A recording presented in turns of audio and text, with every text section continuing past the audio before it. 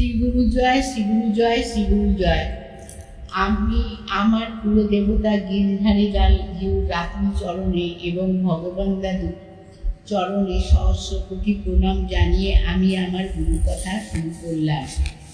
আজকে যে গুরু কথাটা বলবো সেটার বিষয় হচ্ছে, আমরা যদি জপ তপ পুজো পাঠ না করে যদি গুরুর কথাটাই মান্যতা দিই, তাহলে আমাদের কতখানি আধ্যাত্মিক উন্নতি হতে পারে সেই বিষয়ে আমি সত্য ঘটনাটা বলব।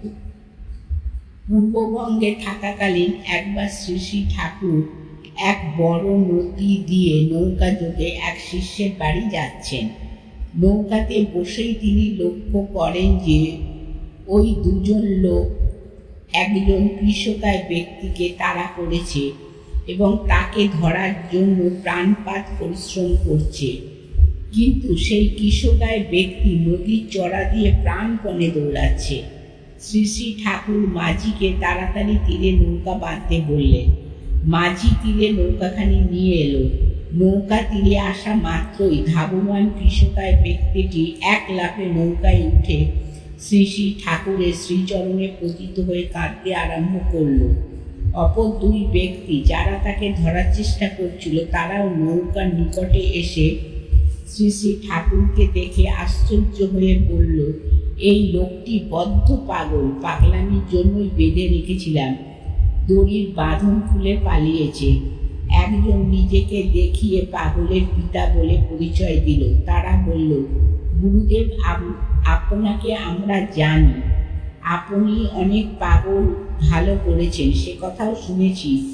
যদি দয়া করে একে ভালো করে দেন, আপনার চরণে আমরা চিরকৃতজ্ঞ থাকব।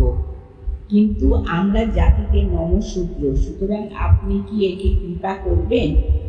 শ্রী শ্রী ঠাকুর হেসে উত্তর দিলেন, মানুষের রাজ্যে জাতি বিচার করতেই পারো, কিন্তু ভগবানের রাজ্যে সকলেই সমান, সকলেই দয়াময়ের সন্তান। যাই হোক, তোমাদের ইচ্ছাকে আমি একে গ্রহণ করলাম। শ্রী শ্রী ঠাকুর উক্ত পাগলকে রাজাপুর আশ্রমে নিয়ে এবং তাকে দীক্ষা দিয়ে শিষ্য করে নিলেন। সেই হতে পাগল রাজাপুর আশ্রমে থেকে গেলেন। বিবাহাদি করলেন না বা গৃহাশ্রমেও আর ফিরে গেলেন না। রাজাপুরে আশ্রমে বহু দুগ্ধবতী গাভী ছিল। গোমাতা সেবা ছিল শ্রী শ্রী ঠাকুরের নিত্য নৈমিত্তিক কর্মধারার অন্যতম। শ্রী শ্রী ঠাকুর আদর করে ওই সকল গোমাতাদের রাধারানী, বৃন্দা, বিশাখা ইত্যাদি নামে ডাকতেন এবং যার যার যে নাম তা তারা বুঝতেও পারতেন। এই গাভীগণের সেবার ভার পড়ল উক্ত পাগল শিষ্যের উপর। পাগল শ্রী শ্রী গুরুদেবের আদেশ পালনের জন্য প্রাণপাত পরিশ্রম করতেন। গোমাতাদের সেবা শুশ্রূষা, আহার বিহার প্রভৃতি যাবতীয় সুখ স্বাচ্ছন্দ্যের প্রতি সতত তাৎপর্য দৃষ্টি রেখে নিজ হস্তে গোমাতাদের সেবা করতেন। আর শ্রী শ্রী গুরুদেবের আদেশ প্রতিপালনের ফলও অচিরেই পাওয়া গেল। শ্রী শ্রী ঠাকুর বছরের অধিকাংশ সময় নাম প্রচারের জন্য ভ্রমণ করতেন। সময় শিষ্যগণ তার সঙ্গে যোগাযোগ করতে বড়ই বেগ পেত। এই নিয়ে বহু অনুযোগ ঠাকুরকে শুনতে হতো। যেহেতু কেউ তার অবস্থানের সঠিক সংবাদ দিতে পারতেন না, কিন্তু এতদিনে এই অসুবিধা দূর হলো। শ্রী শ্রী ঠাকুরের কৃপাতে ওই পাগল শিষ্যই সকলকে প্রয়োজন অনুসারে শ্রী শ্রী ঠাকুরের সঠিক অবস্থানের স্থান বলে দিতেন। তা তিনি দূর হতে যত নিভৃতেই থাকুক না কেন।